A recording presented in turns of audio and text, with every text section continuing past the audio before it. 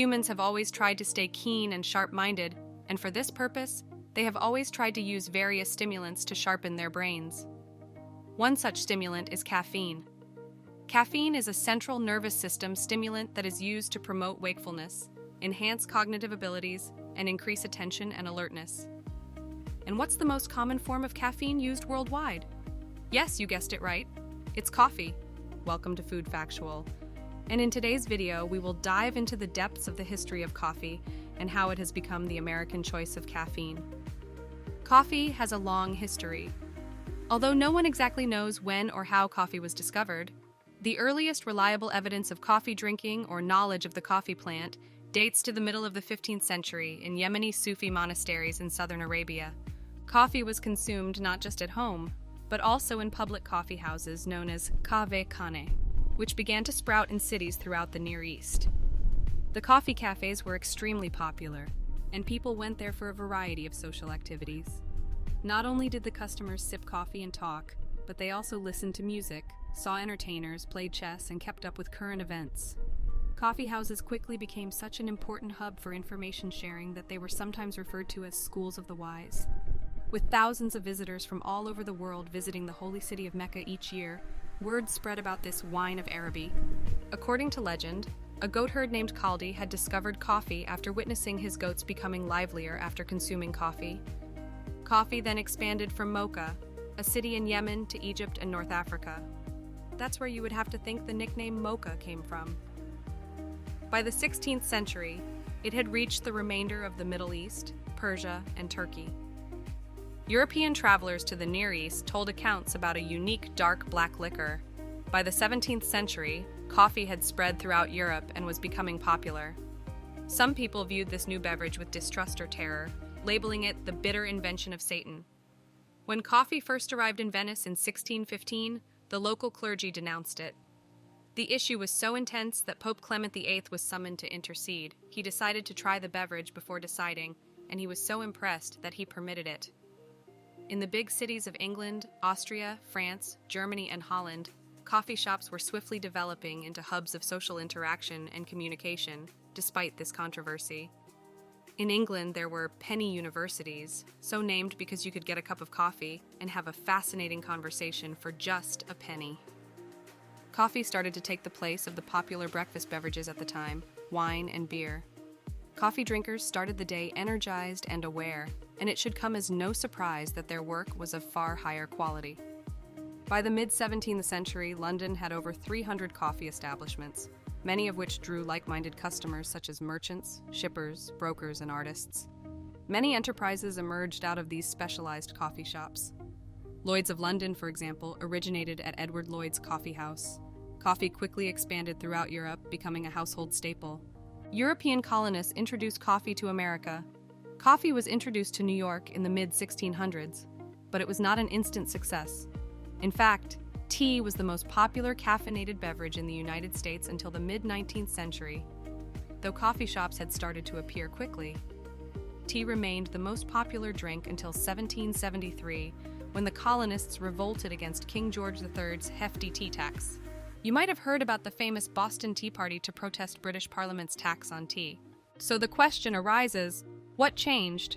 How has coffee almost completely replaced tea in America and has now become the world's most selling hot beverage? Many factors like the Civil War, industrialization, and mass production played a huge role in making coffee popular. The American Revolution brought about a cultural shift in the soon-to-be United States, with anything associated with British culture being rejected and replaced. After tea became a symbol of oppression in the colonies, the Boston Tea Party in 1773 helped to popularize coffee drinking. It changed the American drinking preference to coffee forever. Tea was deemed un-American, and great patriots drank coffee. Once coffee gained momentum, it never looked back, and the outbreak of the Civil War in April 1861 fueled an increase in coffee consumption in America. Coffee was relatively inexpensive, did not spoil rapidly, and was universally enjoyed by soldiers. These elements combined to make coffee one of the most popular and commonly consumed beverages among soldiers during the Civil War, providing coffee with significant impetus following the end of Civil War. When the war ended, life gradually returned to normal, but coffee's popularity soared as soldiers returned home. As we get farther from the origins of coffee in America, it becomes more difficult to distinguish fact from fiction. Tall tales and fake stories are part of every culture, and the history of American coffee contains a few entertaining legends. Our favorite figure in American coffee history must be Theodore Roosevelt. Teddy was a legendary coffee drinker, and some believe he drank up to a gallon every day. I am no doctor, but I can bet this is an exaggeration.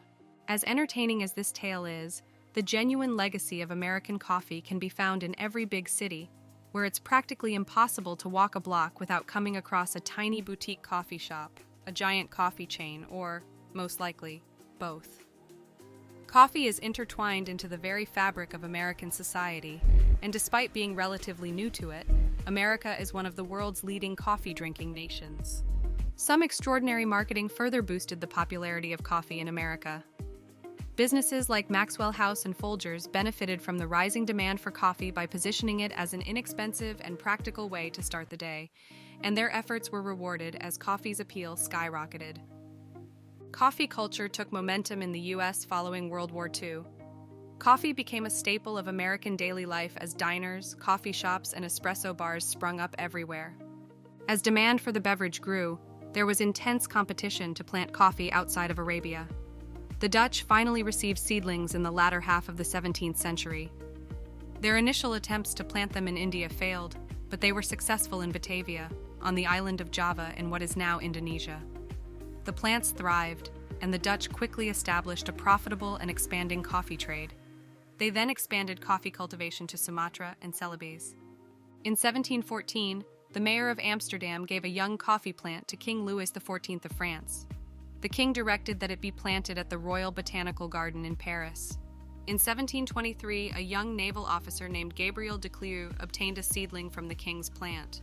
Despite a difficult journey, complete with terrible weather, a saboteur attempting to kill the seedling, and a pirate raid, he was able to carry it safely to Martinique. Once sowed, the young plant not only thrived, but it is credited with causing the spread of approximately 18 million coffee trees in Martinique over the next 50 years. Even more astonishing is that this seedling was the progenitor of all coffee trees in the Caribbean and South and Central America. The legendary Brazilian coffee owes its existence to Francisco de Melo Palheta, who was dispatched by the monarch to French Guiana to collect coffee seedlings. The French were unwilling to share, but the French governor's wife, taken with his fine looks, sent him an enormous bouquet of flowers before he left. Buried inside were enough coffee seeds to launch what is now a billion-dollar enterprise. Coffee trees were grown all over the world because of missionaries, tourists, traders, and colonists continued to bring coffee seeds to new places. Plantations were built on rough mountain ranges and in gorgeous tropical rainforests. While some crops did well, others did not last very long. Coffee economies gave rise to new nations. People made and lost fortunes. Coffee was one of the most lucrative export crops in the world at the end of the 18th century. Coffee is the world's most sought-after commodity, right after crude oil. As of today, coffee businesses have grown so much that coffee is a $50 billion business in the United States alone. Around 2 billion cups of coffee are drunk every day around the world. According to some surveys, almost 68% of Americans drink coffee every day. And well, with millions of Americans working hard day and night to achieve the American goal, they do need some stimulant to keep them going. And what's better than a cup of coffee to give them a boost? That's all from today's video. Thank you for watching till the end. Don't forget to subscribe to the channel.